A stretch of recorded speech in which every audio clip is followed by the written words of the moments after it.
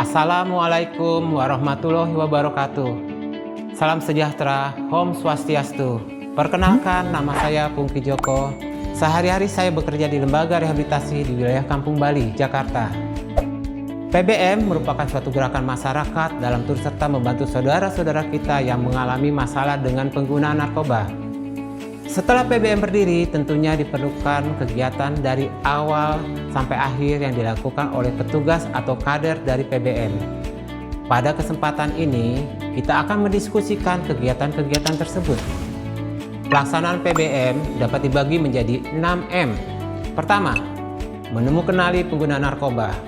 Petugas atau kader PBM tentunya haruslah mempunyai pengetahuan tentang adiksi terlebih dahulu agar dapat mengenali pengguna narkoba di wilayahnya.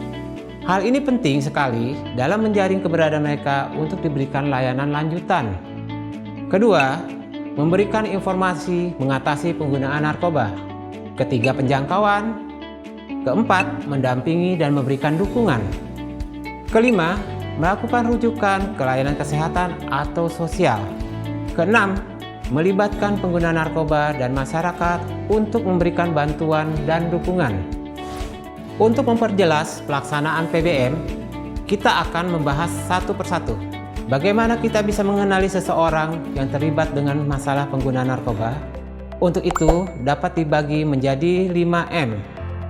Pertama, masalah perubahan perilaku.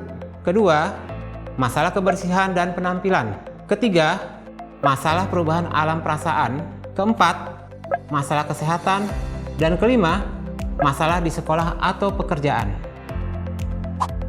Berikut ini adalah beberapa tanda dan gejala yang mengindikasikan penggunaan narkoba. A. Perubahan perilaku yang terdiri dari 1. Hubungan dengan keluarga atau teman berubah. 2. Sering pulang malam. 3. Masalah kesulitan mengelola keuangan. 4. Mengemudi secara sembrono dan mungkin mengalami kecelakaan. 5. Menghindari kontak mata. 6. Sering mengunci pintu kamar. 7. Sering keluar malam. 8. Sering membuat alasan. 9. Sering tiba-tiba nafsu makan meningkat. 10. Memperlihatkan perilaku yang mengganggu atau berisik. 11. Tertawa tanpa sebab. 12. Sering menghilang. 13. Mengalami periode tidak tidur yang diikuti dengan durasi tidur yang lama sekali. B. Perubahan alam perasaan dan kepribadian atau mood. 1. Terlihat perubahan mood atau alam perasaan tidak stabil. 2. Tertekan. 3. Tak dapat menahan diri. 4. Tiba-tiba pendiam atau sebaliknya. 5. Agresif atau sikap bermusuhan. 6. Sering berbohong. 7. Tertutup. 8. Tidak dapat fokus atau konsentrasi. 9. Hiperaktif. Berikutnya C. Masalah kebersihan dan penampilan yang terdiri dari 1. Penampilan berantakan. 2. Kebersihan diri tidak baik. 3. Bekas luka suntikan di tangan atau kaki. 4. Luka bakar di bibir atau tangan. Selanjutnya D. Masalah kesehatan yang terdiri dari 1. Tak dapat berbicara secara normal. 2. Mimisan. 3. Hidung meler yang tidak disebabkan karena sakit. 4. Sering sakit yang tidak jelas. 5. Muntah. 6. Penurunan atau kenaikan berat badan secara tiba-tiba. Kemudian E. Masalah sekolah atau pekerjaan. 1. Sering bolos. 2. Gagal memenuhi tanggung jawab di sekolah atau pekerjaan. 3. Keluhan dari guru atau atasan. 4. Laporan mabuk dari guru atau atasan. Umumnya diperlukan beberapa indikasi yang menandakan seseorang menggunakan narkoba. Apabila memang terdapat individu yang memiliki beberapa ciri pada pembahasan sebelumnya, dapat dilakukan tindakan lanjutan dengan melakukan wawancara awal untuk mendapatkan informasi tambahan yang dapat dilakukan langsung terhadap orang tersebut maupun keluarganya atau pihak lainnya seperti teman, guru, tetangga, dan lain-lain. Berikut di bawah ini ada beberapa poin yang dapat dijadikan dasar ketika melakukan wawancara awal. 1. Penggunaan narkoba. Dalam bagian ini diperlukan informasi mengenai jenis, kapan pertama kali memakai, dan seberapa sering memakainya untuk setiap zat yang pernah digunakan. 2. Masalah akibat penggunaan narkoba. Informasi yang diperlukan adalah semua masalah yang dialami akibat penggunaan narkoba. Masalah yang dialami dapat bersifat internal, seperti antara lain tidak bersemangat atau bertenaga, sering sakit, sering mengurung diri, tidak percaya diri. Juga dapat masalah eksternal seperti di sekolah, pekerjaan, atau keluarga. Sering ditegur oleh keluarga atau teman karena penggunaan zat ini dapat dicatat sebagai salah satu masalah yang dialami. 3. Mencoba mengontrol penggunaan narkoba. Mengontrol penggunaan narkoba dapat dilihat sebagai upaya berhenti atau mengurangi jumlah yang digunakan.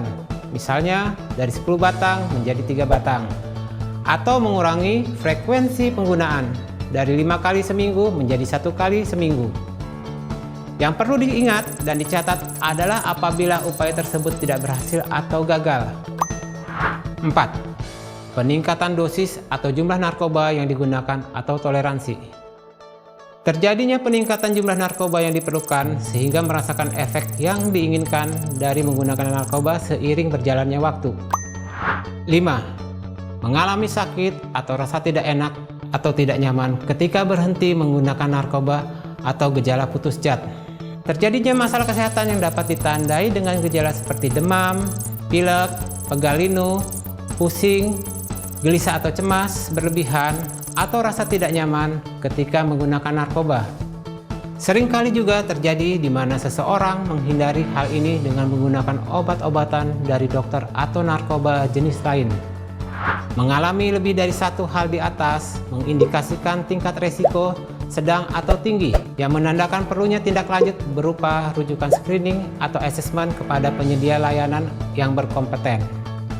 Apabila ternyata kelima hal tersebut hasilnya negatif, namun terdapat beberapa gejala seperti perilaku, pekerjaan atau pendidikan, dan kesehatan, hal ini merupakan indikasi perlunya kegiatan pencegahan sekunder di mana seseorang belum atau tidak pernah menggunakan narkoba. Penguatan keterampilan hidup bagi orang tersebut dan juga penguatan keluarga menjadi hal yang disarankan. Ketika melakukan wawancara awal, pastikan memperkenalkan diri dan apa yang akan dilakukan untuk menciptakan suasana yang aman dan bebas tekanan. Pastikan pula bahwa ada asas konfidensialitas yang perlu dijaga ketika melakukan kegiatan PBM. Selain itu, wawancara awal dilakukan sebagai acuan dalam menentukan tingkat risiko penyalahguna narkoba. Sebelum melakukan layanan bagi pengguna narkoba, PBM seharusnya mempunyai peta wilayah kerja untuk mengetahui keberadaan pengguna narkoba serta kebutuhannya. Pemetaan atau identifikasi wilayah merupakan suatu kegiatan untuk mendapatkan gambaran dan informasi yang lebih akurat mengenai komunitas, infrastruktur, demografi, kelompok-kelompok yang ada, norma sosial budaya setempat, masalah kesehatan, dan lain-lain.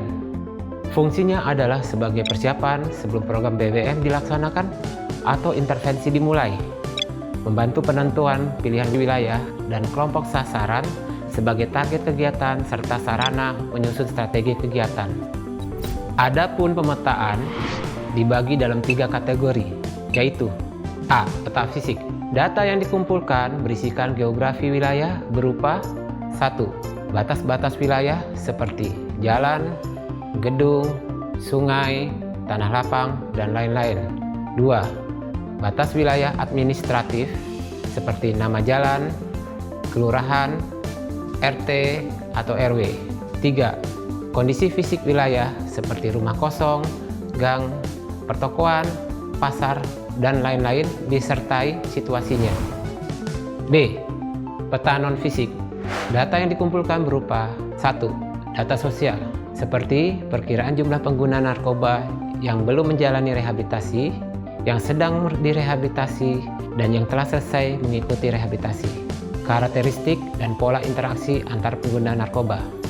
2. Data sosial budaya seperti kebiasaan, nilai, dan norma setempat. 3. Data ekonomi seperti penghasilan warga, sentra ekonomi, kegiatan ekonomi. 4. Data layanan seperti kesehatan, pendidikan, rekreasi, dan lain-lain. 5. data kesehatan seperti perilaku hidup sehat, penyakit, kematian, akses layanan kesehatan. C. Peta jaringan sosial. Tujuannya adalah 1. Mengetahui ikatan antara hubungan individu dalam suatu kelompok pengguna narkoba. 2. Untuk menemukan simpul-simpul pusat hubungan. 3. Untuk menemukan jembatan penghubung antara jaringan sosial. 4. Perencanaan kegiatan yang sesuai dengan kondisi setempat, seperti aktivitas, kepribadian, dan kerahasiaan.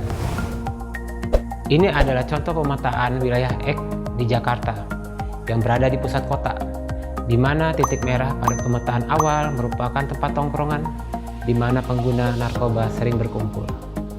Objek nomor 1, 2, 3, 4, dan 5 serta kotak merah merupakan bangunan-bangunan seperti gedung perkantoran, monumen, sekolah, pasar, puskesmas, lapangan sebagai patokan wilayah kerja PBM. Ini adalah gambaran pertemanan di suatu wilayah. Kita mengenal Susi dan Indra sebagai klien PBM yang mempunyai banyak teman, yang mungkin ada di antaranya juga pengguna narkoba. Ketika dilakukan pendampingan kepada pengguna narkoba, kita harus mengetahui dengan siapa saja mereka melakukan kontak, sehingga kita mengetahui adanya hubungan satu dengan yang lainnya dan dapat menjadi klien PBM. Kegiatan selanjutnya dari pelaksanaan PBM adalah mengedukasi masyarakat dengan informasi narkoba yang tepat dan akurat yang dapat dilakukan secara formal maupun non-formal. Edukasi informasi narkoba harus bersumber dari data-data yang akurat dan dapat dipertanggungjawabkan. Apabila diperlukan, PBM dapat mengajak narasumber yang berasal dari BNNP, BNNK, atau dinas terkait wilayah setempat. Tujuan dari pemberian informasi adalah untuk mendidik, memberikan pengetahuan, dan mengembangkan potensi diri untuk mewujudkan proses pembelajaran yang lebih baik. Kegiatan berikutnya dari PBM adalah penjangkauan. Melalui penjangkauan, kita bisa mengidentifikasi keberadaan pengguna narkoba di suatu lingkungan, memberikan edukasi tentang bahaya narkoba, memberikan intervensi singkat, ataupun merujuk ke layanan lanjutan. Penjangkauan dapat disesuaikan dengan sasaran penjangkauan, pengguna narkoba, orang tua pengguna narkoba, atau masyarakat yang ada di sekitar pengguna narkoba, sehingga dapat memanfaatkan PBM. Tujuan dari penjangkauan adalah 1. Meningkatkan pengetahuan tentang bahaya narkoba. 2. Mendorong untuk mengakses layanan kesehatan dan rehabilitasi. 3. Membantu perubahan perilaku dan menguatkan perubahan perilaku tersebut. 4. Mendorong kelompok sasaran melakukan kegiatan di kalangan mereka sendiri. 5. Mengorganisir kelompok dampingan agar berdaya. Kegiatan PBM selanjutnya adalah mendampingi dan memberikan dukungan.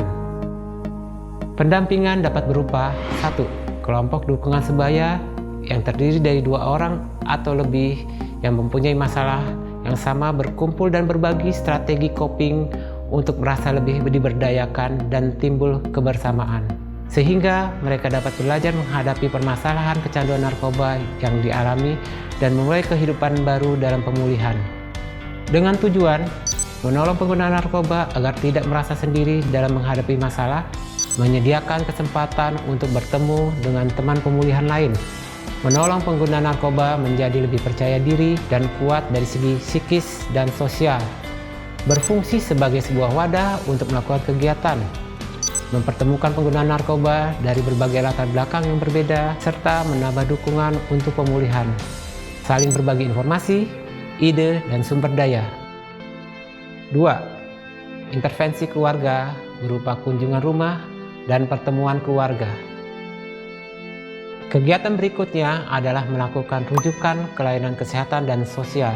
Rujukan dilakukan jika layanan yang diberikan oleh PBM tidak mampu membantu pengguna narkoba. Rujukan dapat pula dilakukan jika pengguna narkoba meminta untuk dirujuk. Kader dan pengguna narkoba bersama-sama membahas layanan potensial yang diperlukan dan merujuknya. Ada 2 jenis rujukan, yaitu 1. Rujukan horizontal. Rujukan yang dilakukan antar layanan dalam satu tingkatan akibat keterbatasan fasilitas, peralatan, dan atau ketenagaan yang sifatnya sementara atau menetap. 2. Rujukan vertikal. Rujukan yang dilakukan antar layanan yang berbeda tingkatan. dapat dilakukan dari tingkat layanan lebih rendah ke tingkat yang lebih tinggi atau sebaliknya. Sasaran rujukan disesuaikan dengan kebutuhan pengguna narkoba di wilayah setempat. Kegiatan terakhir PBM adalah melibatkan pengguna narkoba dan masyarakat untuk memberikan bantuan dan dukungan. Pelibatan pengguna narkoba dalam layanan PBM akan mendorong mereka untuk berbagi dengan orang lain tentang apa yang mereka dapatkan pada layanan tersebut. Pengguna narkoba dapat mengajak rekan-rekannya yang masih menggunakan narkoba untuk dapat memanfaatkan layanan PBM. Selain itu, mereka dapat membantu memberikan informasi kepada masyarakat tentang bahaya penggunaan narkoba. Manfaat pelibatan ini mengurangi stigma dan diskriminasi terhadap pengguna narkoba. Demikian Bapak, Ibu, dan rekan-rekan sekalian, pembahasan mengenai pelaksanaan kegiatan PBM. Apabila ada yang akan didiskusikan lebih lanjut, kami persilahkan dapat melalui email atau fasilitas lainnya. Terima kasih dan tetap semangat. Wassalamualaikum warahmatullahi wabarakatuh.